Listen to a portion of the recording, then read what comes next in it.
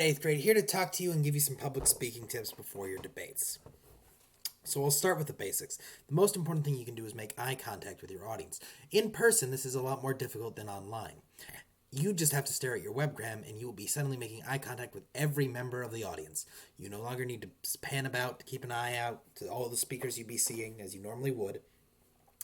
It also makes it a little easier because we aren't worried about what's going on with your hands. Now, if we see you moving around all enthusiastic with your hands, that's going to be distracting. We're going to be focusing on your hands, not your words. So, while as a normal speech, some hand movement might be useful rather than gripping a podium for dear life, you want to control your hand movement when you're speaking online to a camera. Now, one of the nice things about this debate is that you are allowed to prepare beforehand, and you are making an opening statement beforehand. Or as part of the debate, not beforehand.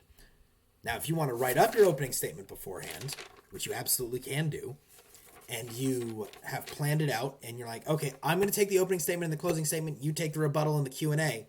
If you want to break it up that way, that's fine.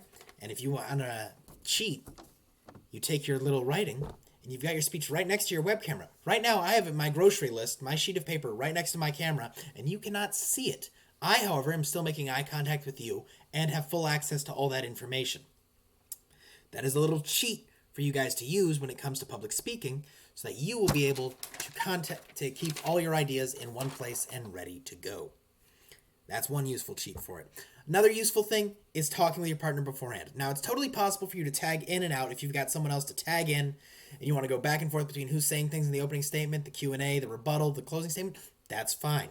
If you want to break up the work so that one person does one section, another does another, that's also fine. That's up to you and your group mate. So you should be communicating on that. Secondly, you need to be in attendance for every debate. That is not optional. Show up.